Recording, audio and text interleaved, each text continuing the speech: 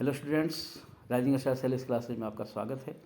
Students, कई छात्रों की ये मांग थी कि यूपी बोर्ड के मद्देनज़र मैं एक ऐसा वीडियो बनाऊं जिसमें सामान्य हिंदी के महत्वपूर्ण क्वेश्चंस हों।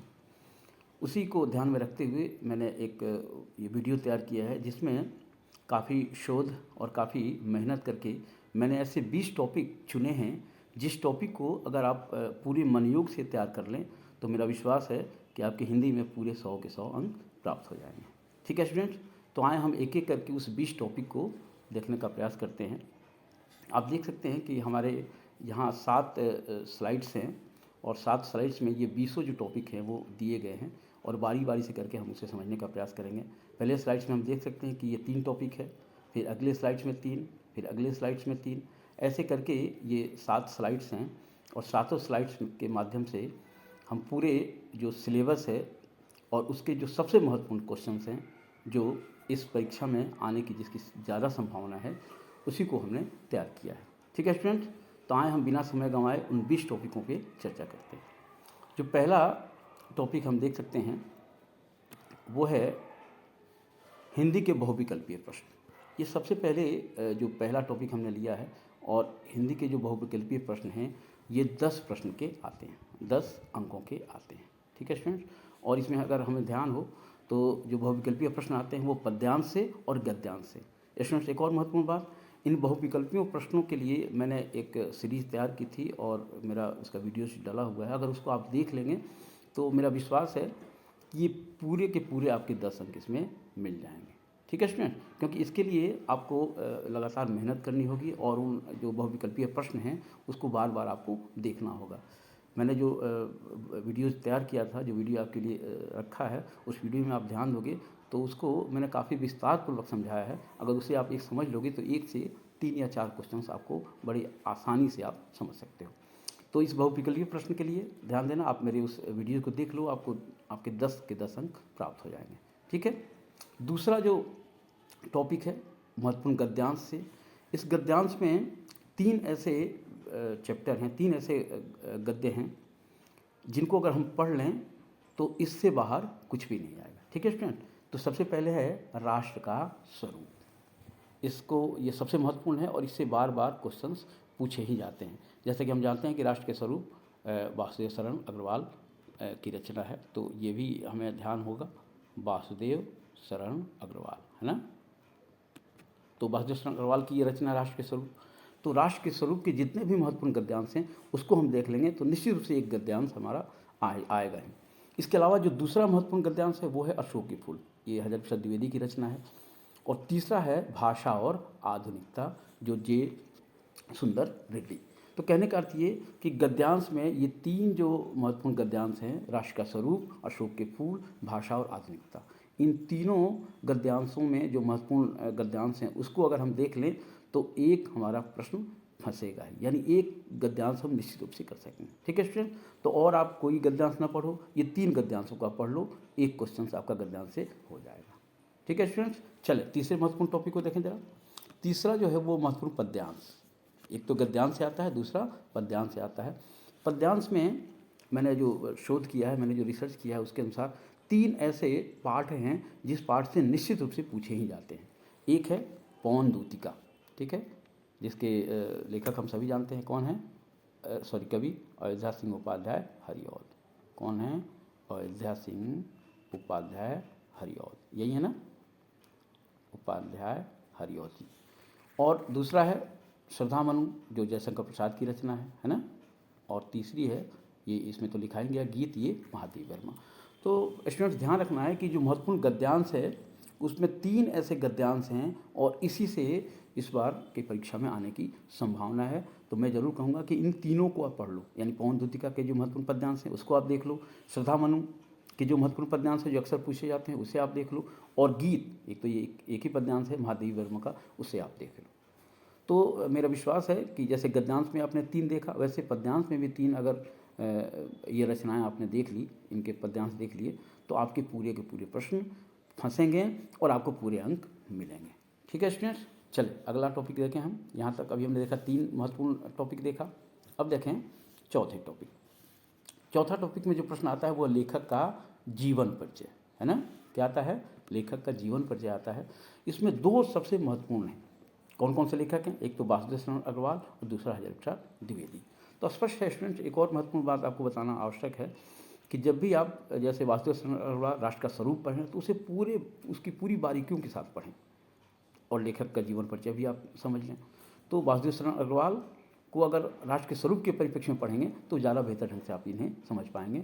दूसरा जो लेखक है महत्वपूर्ण वो है आचार्य हजारी प्रसाद द्विवेदी, जिनके अशोक के फूल। तो अशोक के फूल भी महत्वपूर्ण हैं और उनके लेखक जो हजारी प्रसाद द्विवेदी हैं वो भी काफ़ी महत्वपूर्ण हैं। कुछ महत्वपूर्ण चीज़ें मैं ज़रूर बता दूँगा आपको स्टूडेंट कि जब भी लेखक या कवि का जीवन परिचय लिखें तो उसमें उनके जन्म और मरण से ज़्यादा कोई मतलब न रखें, बल्कि उनकी जो काव्यगत या साहित्यगत विशेषताएं हैं उन विशेषताओं को इसमें देना अनिवार्य है। कई बार होता है क्या कि हम बेकार की बातों को ज़्यादा लिख देते हैं और जो उनके साहित्यगत जो उनकी विशेषताएं हैं, काव्य के क्षेत्र में उनका जो योगदान है उसको नहीं दे पाते, जिससे हमारे नंबर कट जाते हैं। ठीक है, तो ये ध्यान रखें कि लेखक के जीवन परिचय में कौन है? वासुदेव शरण अग्रवाल, इसको आप देख लें। हजारी प्रसाद द्विवेदी, दो अगर लेखक का जीवन परिचय आप देख लेते हैं, तीसरे की देखने की जरूरत नहीं पड़ेगी। ठीक है स्टूडेंट्स, आए पांचवा टॉपिक। पांचवा है कवि का जीवन परिचय। कवि के जीवन परिचय में दो कवि आप जरूर पढ़ लें, एक है जयशंकर प्रसाद और दूसरा है महादेवी वर्मा। ये दोनों काफ़ी महत्वपूर्ण हैं।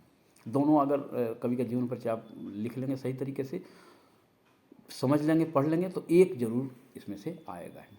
ठीक है स्टूडेंट्स, अब चलें अगला जो टॉपिक है 6 नंबर, वो है कहानी भाग का है, जिसमें दो कहानियाँ हमेशा से महत्वपूर्ण रही हैं और इस बार भी महत्वपूर्ण है। पहली कहानी है पंचलाइट, जिसको लिखने वाले कौन थे? हम सभी जानते हैं, रेणु जी, यानी फणीश्वर नाथ रेणु। तो मौका लगेगा तो मैं इसकी अलग से एक वीडियोस बना दूंगा पंचलाइट और बहादुर पे। तो एक बार ध्यान रखना स्टूडेंट, पंचलाइट कहानी को पूरी तरीके से समझ लेना, और जब आप पूरी तरीके से समझ लोगे तो इस पर आधारित लगभग दो तरीके के प्रश्न आते हैं। एक तो कई बार आता है कि पंचलाइट कहानी का सारांश लिखें, और एक बार आता है पंचलाइट कहानी का उद्देश्य लिखें। जब आप पूरी तरीके से समझ लोगे तो उद्देश्य भी बड़े आराम से लिख लोगे और सारांश भी लिख सकते हो। तो ये काफ़ी महत्वपूर्ण है कहानी के हिसाब से। तो ये ध्यान रखना, पंचलाइट कहानी को आप बड़ी बारीकी से समझ लेना। ठीक है, अगला टॉपिक देखें जरा। अगला टॉपिक है 7वां, जो हम देख सकते हैं, ये है बहादुर। यहाँ तक गया बहादुर कहानी, है ना। कौन सी कहानी है? बहादुर। हम सभी जानते हैं कि बहादुर को लिखने वाले कौन हैं? अमरकांत जी। कौन है? अमरकांत जी। ये हम सभी जानते हैं, अमरकांत जी इलाहाबाद के थे, और ये भी जानते हैं कि ये प्रेमचंद परंपरा की अगुआ थे, या प्रेमचंद परंपरा को आगे बढ़ाने वाले में अमरकांत का नाम बड़े सम्मान के साथ लिया जाता है। तो हम ध्यान रखें स्टूडेंट कि जो बहादुर कहानी है उस कहानी को भी, उसमें भी उद्देश्य और सारांश, इससे दो क्वेश्चंस बनते हैं, उसी में से एक क्वेश्चन बनेंगे।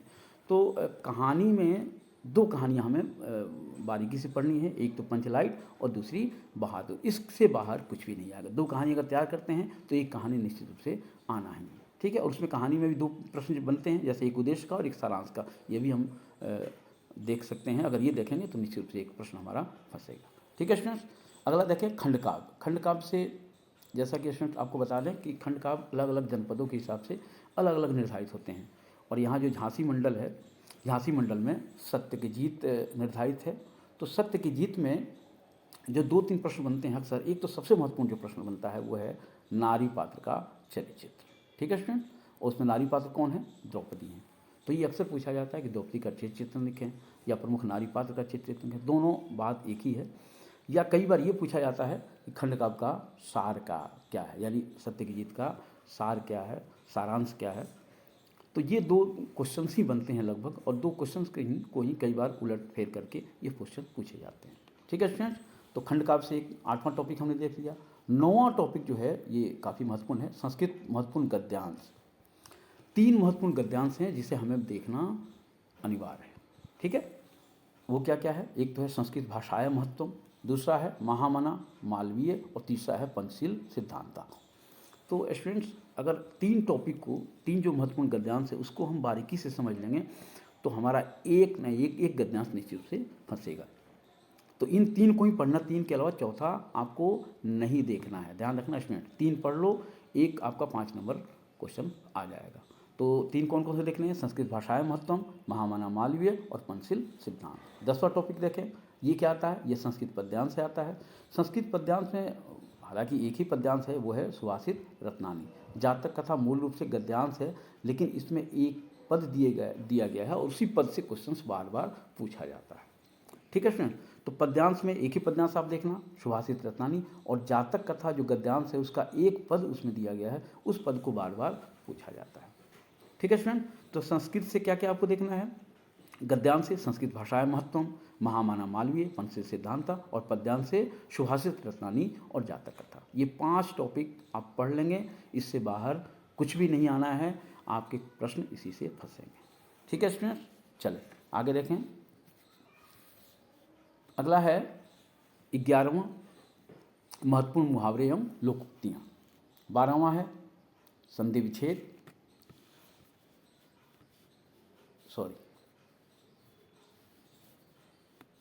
ये 11वां है महत्वपूर्ण मुहावरे एवं लोकोक्तियाँ, 12वां है संधि विच्छेद, 13वां है विभक्ति और वचन। ये जो तीनों टॉपिक है स्टूडेंट्स, इसके लिए कुछ बातें बतानी अनिवार्य है। ये महत्वपूर्ण इसको बताया नहीं जा सकता कि कौन मुहावरे आएंगे, कौन लोकोक्तियाँ आएंगी, और किसके संधि विच्छेद होंगे, और कौन कौन से विभक्ति और वचन होंगे। तो स्टूडेंट्स इसके लिए क्या है कि आपको रोज़ कुछ ना कुछ अभ्यास करना है। अपने व्याकरण का किताब निकालिए और रोज़ प्रतिदिन 10 से 12 है ना, 10 से 12 मुहावरे और लोकोक्तियों का अभ्यास कीजिए। कोई ना कोई आपको उसमें से आएगा ही। अगर आप निरंतर अभ्यास करेंगे तो उससे एक न एक मुहावरे और लोकोक्तियाँ उससे आएंगी। प्रश्न जो बनता है कि मुहावरे या लोकोक्तियाँ दे दी जाती हैं और कहा जाता है कि उसका अर्थ लिखते हुए वाक्यों में प्रयोग करें। ठीक है स्टूडेंट, तो ये बड़े आराम से कर लेंगे अगर रोज़ आप नियमित रूप से 10 या 12 मुहावरों को देखेंगे। संधि विच्छेद के लिए मैं ज़रूर कहूँगा कि मैंने संधि पे एक विस्तृत वीडियोज़ बनाया है, और उस वीडियो को आप देख लेंगे तो आप संधि को भी समझ लेंगे। और जो संधि विच्छेद हैं मैंने उसके MCQ भी बताया है, बहुविकल्पीय प्रश्न जो संधि पे पूछे जाते हैं उसको भी मैंने डाला है। वो अगर आप मेरे वीडियोज़ देख लेंगे तो उसमें आप बड़े आसानी से समझ लेंगे और उससे बाहर कुछ नहीं आएगा, ये मेरा दावा है। ठीक है स्टूडेंट, तो इस पर ज़रूर संधि विच्छेद पे मेरा वीडियोज़ देख लें आप लोग। विभक्ति और वचन के लिए आपको ये देखना पड़ेगा, और हम अगर सामान्य भाषा में कहें तो इसे रटना पड़ेगा, क्योंकि उसे देख के आप बड़ी आराम से, क्योंकि 2-3 ही हैं जो बार बार पूछे जाते हैं विभक्ति वचन, तो बार बार आप देखेंगे तो उसे आप बड़ी आसानी से समझ लेंगे। ठीक है स्टूडेंट, चलें आगे देखें ज़रा। अब देखें हम 14वां टॉपिक, ये है शब्द युग, 15वां है शब्द अर्थ, 16वां अनेक शब्दों के लिए एक शब्द, और 17वां है वाक्य समूह। ये सारे टॉपिक ये अभ्यास के पर आधारित है, यानी इसके लिए आपको अभ्यास करना पड़ेगा। शब्द युग में क्या होता है, मोटे तौर पे मैं आपको बता दूं, शब्द एक ही तरह होगा और उसके 2 अर्थ निकलते हैं, यानी उच्चारण लगभग एक ही होते हैं, थोड़े से अंतर होते हैं, जैसे सूर सूर है ना, ये होता है, और तरनी तड़नी है ना, अंश अंश, एक का कंधा होता है, एक का हिस्सा होता है। तो ऐसे ही करके ये शब्द एक ही तरह होते हैं, थोड़े से वर्णों के अंतर होते हैं उसमें, और वो उसके अर्थ बदल जाते हैं। तो ये शब्द होते हैं। दूसरा होता है शब्द अर्थ, एक तरह के 2 शब्द होते हैं और उसके अर्थ अलग अलग होते हैं, वो शब्द अर्थ होंगे। अगला जो है अनेक शब्दों के लिए, इसमें हम सभी जानते हैं कि अनेक शब्दों के लिए एक शब्द भी 1-2 नंबर के प्रश्न आते हैं, तो उसको भी हम अभ्यास से देख सकते हैं। जैसे अनेक शब्द के लिए एक शब्द होता है, जैसे दूर वह स्त्री इसने सूर्य को न देखा और सूर्य पश्या है ना। तो ऐसे कई उदाहरण हैं जो अनेक शब्दों के लिए एक शब्द बनते हैं। यहाँ हम विभिन्न उदाहरणों से और विभिन्न अभ्यास से इसको समझ सकते हैं। वाक्य संशोधन में एक वाक्य दे दिया जाएगा, उसमें कुछ त्रुटियाँ होंगी, उन त्रुटियों को हटाकर उस वाक्य संशोधन को किया जाता है। इसके लिए भी आप विभिन्न जो व्याकरण की किताब है उसमें आप देख सकते हैं और उसी से इसको आप समझ सकते हो। ठीक है स्टूडेंट, चलें अगला देखें ज़रा। अब देखें ये 18वां टॉपिक, तो 18वें टॉपिक में रस, अलंकार और छंद, ये 2-2 नंबर के आते हैं, यानी 6 नंबर इसके आते हैं।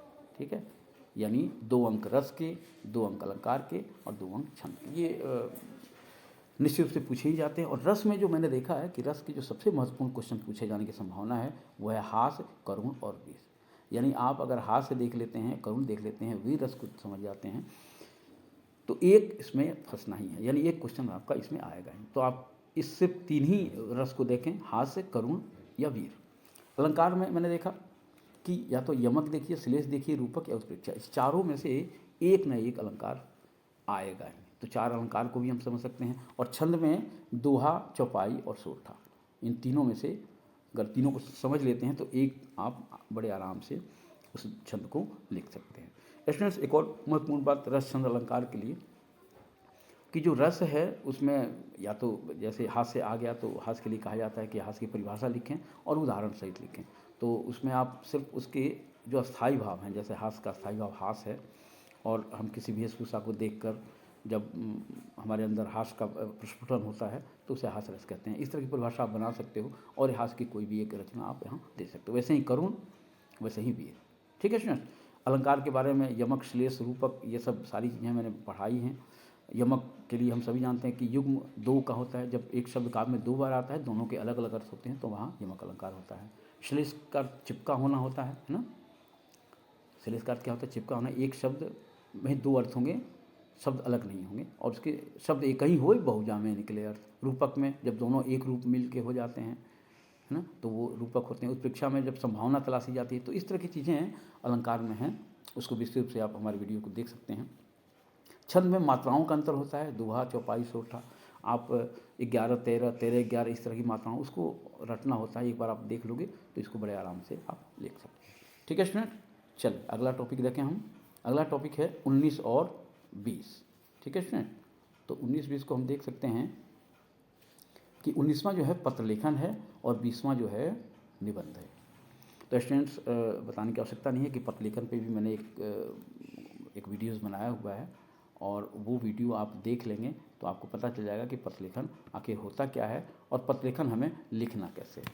क्योंकि ये पत्र लेखन जो 3 तरह के पत्र लेखन आपके आते हैं, एक तो शिकायती, दूसरा नियुक्ति और तीसरा ऋण हेतु आवेदन पत्र। इन तीनों को बड़े बारीकी ढंग से मैंने वीडियोज़ में समझाया है, तो आप मेरे वीडियोज़ में जाके देख सकते हैं। तो बड़े आराम से आप इस पत्र लेखन को कर सकते हैं। ठीक है स्टूडेंट। ठीक इसी प्रकार से निबंध पे भी मैंने एक वीडियोज़ बनाया है, और मैंने ये भी बताया कि कौन कौन से महत्वपूर्ण निबंध हैं जो इस बार परीक्षा में आने की जिसकी संभावना है। हालांकि मैंने यहाँ भी लिख दिया है। एक तो प्रदूषण की समस्या एवं समाधान, दूसरा भ्रष्टाचार एक अभिशाप, तीसरा आतंकवाद कारण एवं निवारण, महंगाई की समस्या एवं समाधान सॉरी, विज्ञान वरदान या अभिशाप। तो ये 5 टॉपिक है। इसको अगर आप तैयार कर लेते हो तो एक न एक निबंध इसमें आना ही है। इसमें फिर से मैं कहूँगा कि निबंध पे भी मैंने वीडियो बनाया है कि निबंध कैसे लिखें, उसके प्रारूप कैसे होते हैं, उसके आउटलाइन कैसे होते हैं, और क्या क्या चीज़ें अनिवार्य हैं जो देने से निबंध हमारा बेहतर होगा, हमें अच्छे नंबर मिल सकते हैं। तो उससे देखने के लिए भी आप मेरे वीडियो को देख सकते हैं। मेरे डिस्क्रिप्शन के लिंक पड़ा हुआ है, ज़रूर आप देखें। तो पत्रलेखन और निबंध, इन दोनों को आप बेहतर ढंग से कर पाएंगे। ठीक है स्टूडेंट। तो मैंने ये प्रयास किया कि ये जो मैंने यूपी बोर्ड के परीक्षार्थियों के लिए जो 12 के बोर्ड देने वाले हैं बोर्ड एग्ज़ाम, उनके हिसाब से सामान्य हिंदी पे मैंने 20 टॉपिक पे ये नोट्स बनाया। और मेरा प्रयास है कि अगर ये आपने 20 टॉपिक को समझ लिया, 20 टॉपिक को बारीकियों से पढ़ लिया, तो इससे बाहर आपके कुछ नहीं आने वाला है। ठीक है स्टूडेंट। तो आप अगर परीक्षा देने जा रहे हो तो इस 20 टॉपिक को ही पढ़ो। मेरा दावा है कि यहीं आएंगे, इससे बाहर कुछ भी नहीं आएंगे। ठीक है स्टूडेंट्स। अगर ये वीडियोज़ आपको पसंद आ रहे हो तो प्लीज़ मेरे वीडियोज़ को लाइक करें, शेयर करें और एक प्यारा सा कमेंट दें।